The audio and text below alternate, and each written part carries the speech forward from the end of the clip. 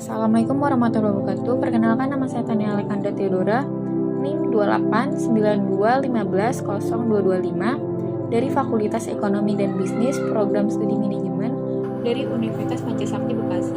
Selanjutnya saya akan menjelaskan video pembelajaran tentang pengantar akuntansi bertema perusahaan dagang. Tujuan: yang pertama, membedakan aktivitas perusahaan jasa dengan perusahaan dagang. Kedua, menguraikan dan memberi ilustrasi laporan keuangan untuk perusahaan dagang. Ketiga, menguraikan akuntansi untuk pembelian barang dagang.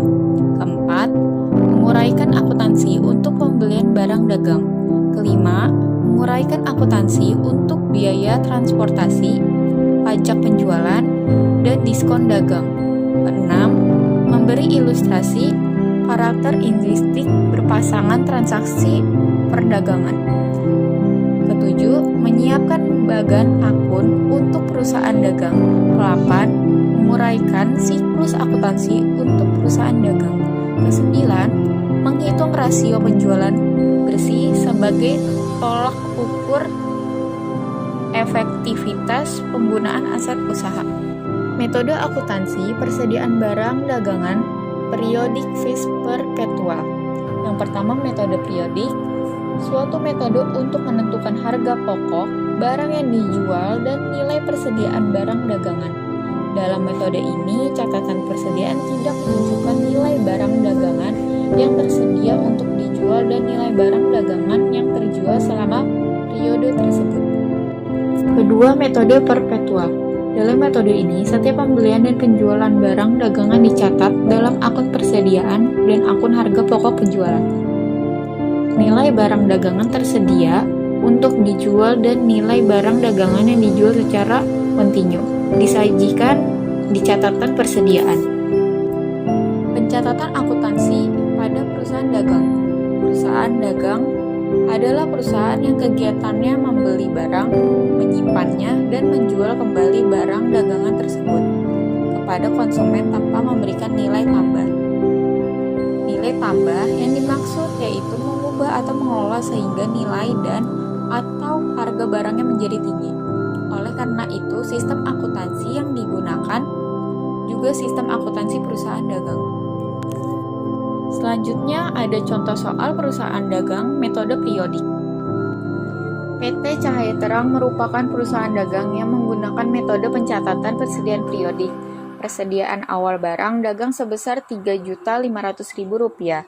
Berikut transaksi bulan November pada tahun 2020. Pada tanggal 3 bulan 11 tahun 2020, membeli barang dagang dari PT Bintang dengan jumlah Rp3 juta dengan syarat 2/10 N/30 dan terdapat beban angkut sebesar Rp250.000. Pada tanggal 5 bulan 11 tahun 2020, membeli barang dagang dari PT Halilintar sebesar Rp7 juta dengan syarat pembayaran 2/15 N/30.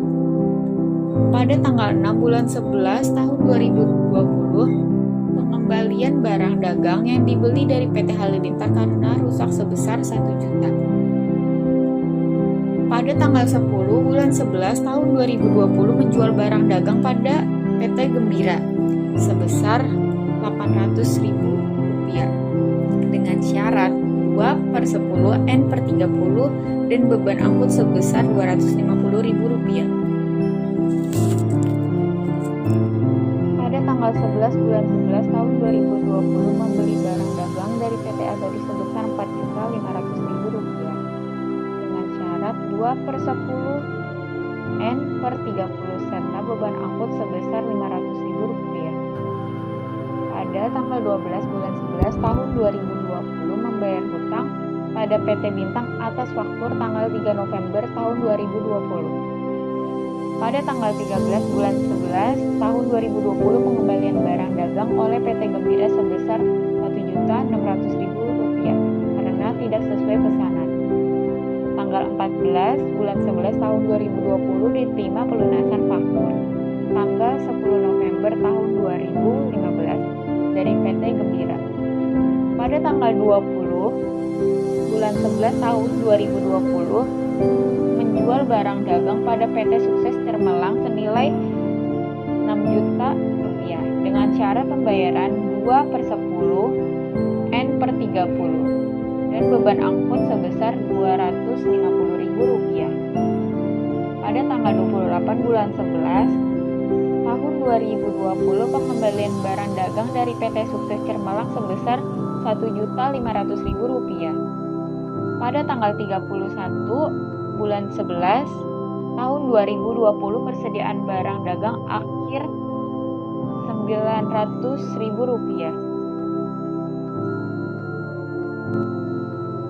Pada tanggal 31 bulan 11 tahun 2020 persediaan barang dagang akhir Rp9 juta.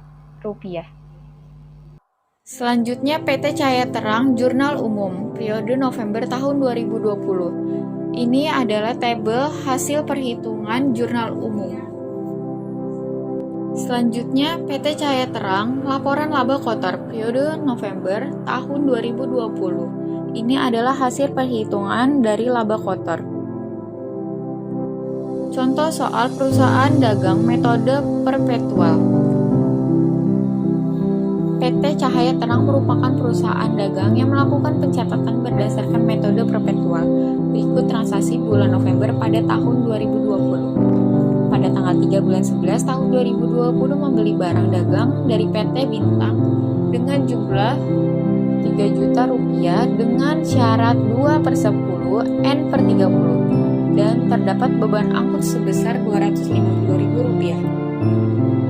Pada tanggal 5 bulan 11 tahun 2020 membeli barang dagang dari PT Halilintar Rp7 juta dengan syarat pembayaran 2/15 N per 30.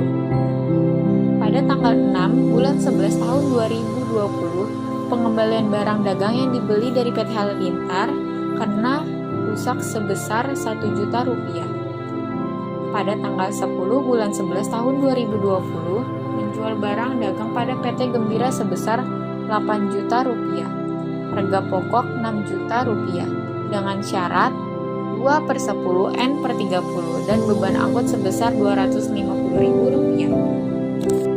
Pada tanggal 11 bulan 11 tahun 2020 membeli barang dagang dari PT Abadi sebesar Rp4.500.000 dengan syarat 2/10 N per 30 serta beban angkut sebesar Rp500.000. Pada tanggal 12 bulan 11 tahun 2020 membayar hutang pada PT Bintang atas faktur tanggal 3 November tahun 2020. Pada tanggal 13 bulan 11 tahun 2020 pengembalian barang dagang oleh PT Gembira sebesar Rp1.600.000. Harga pokok Rp1.200.000 karena tidak sesuai pesanan. Pada tanggal 14 bulan 11 diterima pelunasan faktur tanggal 10 November tahun 2015 dari PT Gembira. Pada tanggal 20 bulan 11 tahun 2020 menjual barang dagang pada PT Sukses Cermelang senilai Rp6 juta, harga pokok Rp4.500.000 dengan syarat pembayaran 2/10 N per 30 dan beban angkut sebesar Rp250.000. Pada tanggal 28 bulan 11 tahun 2020 pengembalian barang dagang dari PT Sukses Cermelang sebesar Rp1.500.000, harga pokok Rp800.000. Selanjutnya PT Cahaya Terang Jurnal Umum periode November tahun 2020. Ini adalah tabel hasil perhitungan jurnal umum. Selanjutnya PT Cahaya Terang laporan laba kotor periode November tahun 2020. Ini adalah hasil perhitungan dari laba kotor. Sekian, terima kasih. Semoga bermanfaat. Wassalamualaikum warahmatullahi wabarakatuh.